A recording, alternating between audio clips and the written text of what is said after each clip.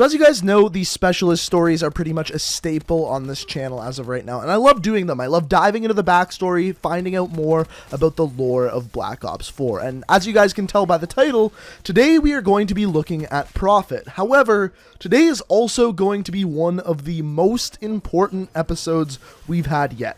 Mainly because this episode is going to explore the biggest plot hole in the entire Black Ops 4 story. Almost everything else we discussed, the birthdays being different in Black Ops 3 and Black Ops 4, can be explained. However, the plot hole that we are going to talk about today really can't be explained. And it's a pretty big one, so either it's a mistake by Treyarch or it's in there for a reason that personally I couldn't figure out, but we'll get to that in a little bit. Now before we dive into Prophet's backstory, I just wanted to let you guys know about my Instagram. So my Instagram is going to be the first link down in the description, and it's a great place to stay up to date on all of the Call of Duty news, and if you're interested in my actual real life. Now, with all of the recent teasers and trailers coming out for Season 3 of Black Ops 4, I've been really trying to stay up to date with it over there on Instagram, and on top of that, whenever something cool goes on in my real life, I try to keep you guys updated over there as well. So if you're interested for either of those reasons, or you just have Instagram and want to check it out, like I said, it's the first link down in the description. But without further ado, let me shut up and let's dive into Prophet's backstory, because really, there's a lot to talk about here. And to start things out, let's begin with the cutscene that we get in Black Ops 4.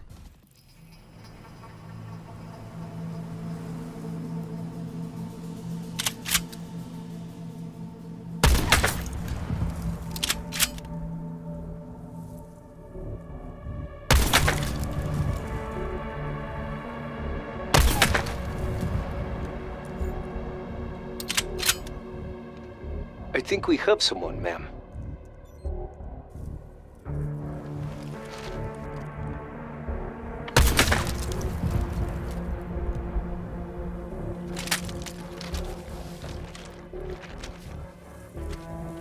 You're not human. I was off. He's the best I've ever seen. Well, I can make him the best anyone has ever seen.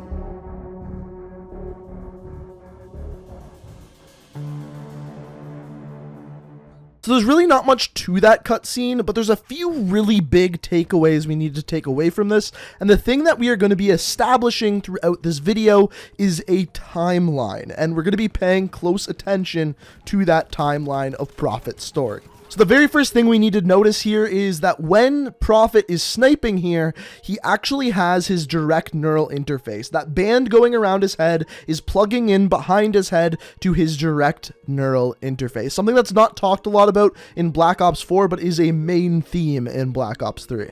The second thing to notice about Prophet in this cutscene is he doesn't have any body augmentations. As you can see, he has his direct neural interface, but his hands are normal, his legs are normal, his eyes are normal, whereas when we go and look at him in Black Ops 3, he has robot arms, robot legs, and even robot eyes, which means that the cutscene takes place at a much earlier time than the events of Black Ops 3. Now, the next thing we can observe from the cutscene is that clearly Savannah is trying to find people to be specialists, and in this scene we see Prophet almost getting recruited, and at the very end of the scene we can see Savannah talking on the phone. Now, this scene is important because it establishes that they recruit Prophet as one of the last specialist characters. We know this because at this point, Jessica had already been shot in the face, because the blood that Savannah's looking at on the ground here is Jessica's blood from the opening cutscene. Another interesting bit from the cutscene is a little bit of foreshadowing when the guy who is watching Prophet snipes says this. You're not human. I was off.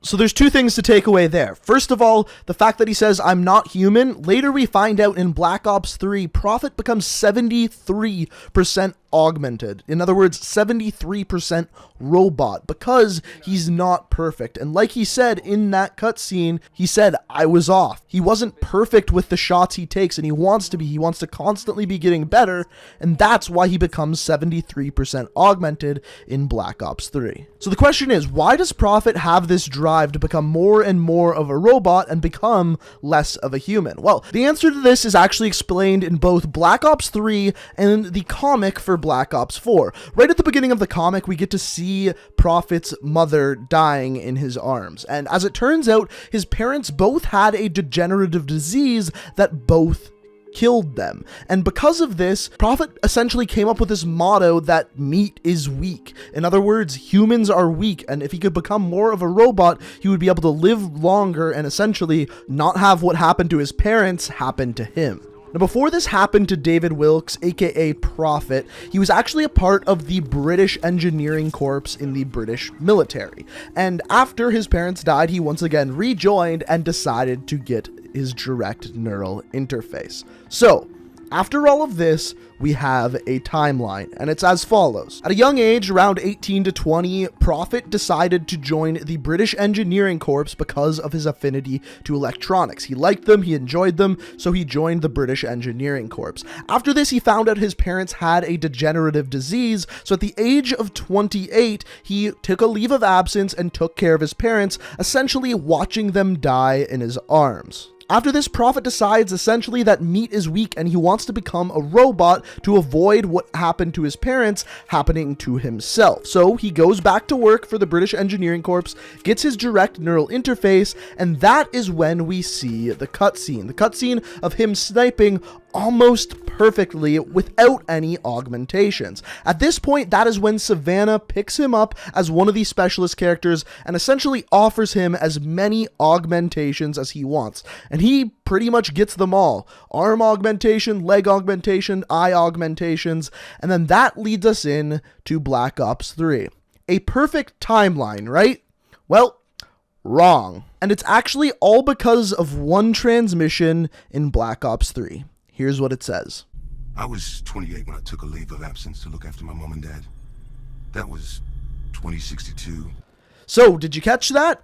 I don't know if you heard it, but he said that when his parents died, he was 28, and it took place in the year 2062.